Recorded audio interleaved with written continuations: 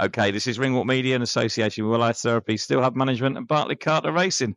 We're here at the Queensbury Fight Night. Mr. Cairns, you turned up for a few seconds and got a knockout. Yeah, as you do, you don't get paid for overtime. It was a beautiful shot, left hook to the body, and there was no way he was getting back up from that shot. I'll tell you what, the whole room just stood up when you hit that shot. What an absolute corker. Unbelievable, having all my friends and families there, and then landing that backflip at the end. It was wicked.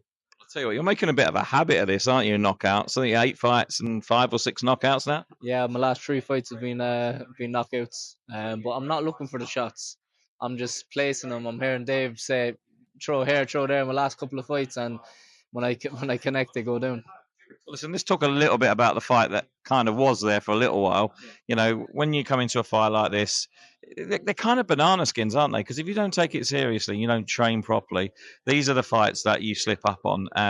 Going into that, you're totally focused, I believe. 100%. I was treating this fight like it's my world title fight, because every fight you have is a world title fight. Because if I don't win this fight, I don't get there. And he's a tough kid. He's been in with some good guys and giving him a real fight. And he's a tough kid, but he just couldn't take that shot tonight. And when you sort of hit the shot there, did you know straight away that's it, he's done? Yeah, I sunk it in, because I brung his hands up. And when I sunk it in, though, you have that feeling of a body shot, and you landed in the gym. You don't get that same effect, but you know you've hurt them. But when you landed with 8 ounce gloves, it must be horrible. Must be. Well, I'll tell you what, he's behind me and he doesn't like coming on camera, but he's coming on camera. Come on, Dave, come in for a second. I always do it to him and he gives me hell afterwards. It's only because I have to drop down the tripod. That's what it is, mate. Listen, a phenomenal performance tonight. Oh, I'm over the moon. I'm very, very proud of him. Not just for tonight, it's for how he is, how he conducts himself, and for what he, the sacrifice he makes. He's got a very close family, very close with his family, very close with his friends, got a really good network, but he takes himself away from them. And he has done since he was 18 years old, and he's just turned 22 last week.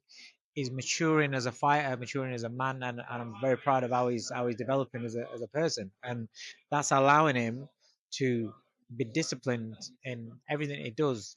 The discipline is carrying off into the ring where he listens, because so many fighters you can work with, or you can see over the years where they do everything right in the ring, in the gym, but on fight night, it's not you're not quite doing it. The occasion gets to you, the fans, the crowd, TV, the pressure of all that can get to him, and it takes it, takes a little bit off the performance.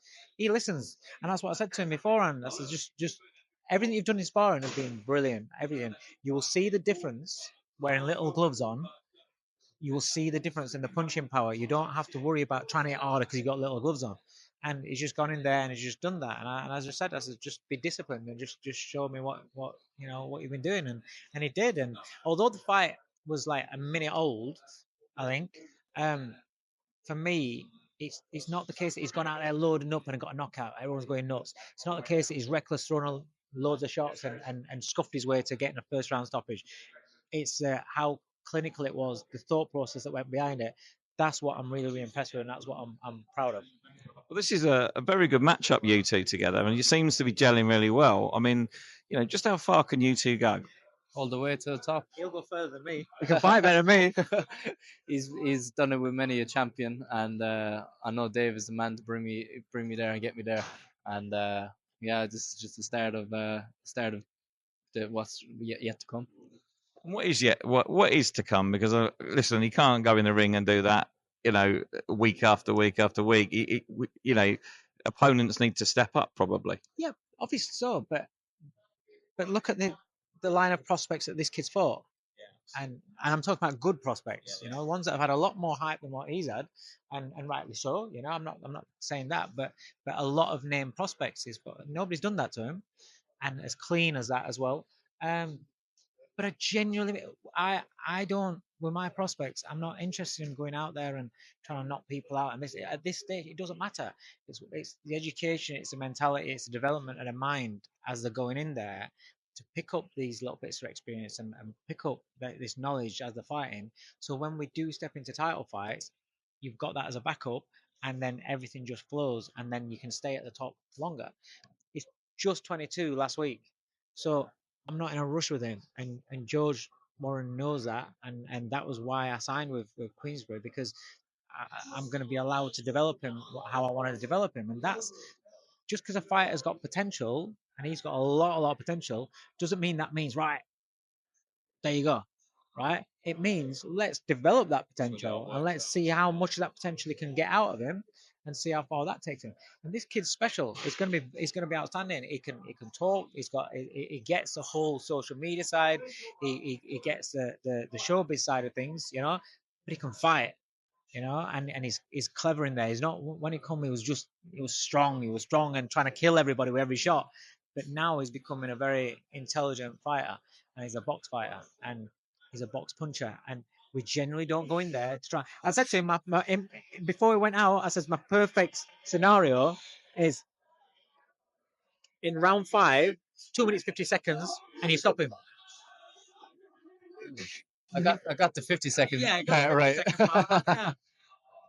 Listen, I mean, I'm actually very, very excited about seeing you now, because I think last 2 or 3 fights you've got better and better, and the intelligence is showing through. That's the thing. Sometimes you get a boxer that can punch and can do all the moves and all the rest of it, but you're actually really intelligent in the ring. And I think a little bit more time together, I'm very, very excited to see what we can find out and see. I think there's going to be some big performances coming soon.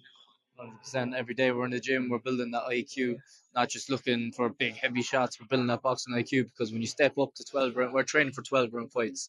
Because when you step up to 12 rounds, punching hard will only get you so far. So you got to have that boxing IQ behind you. Listen, boys, brilliant night's work, all 50 seconds of it. But there's a lot more to it than that, of course. Congratulations, well done, and I'm keeping my eyes on you two. Thanks very much. Cheers. Thank you. Thank you.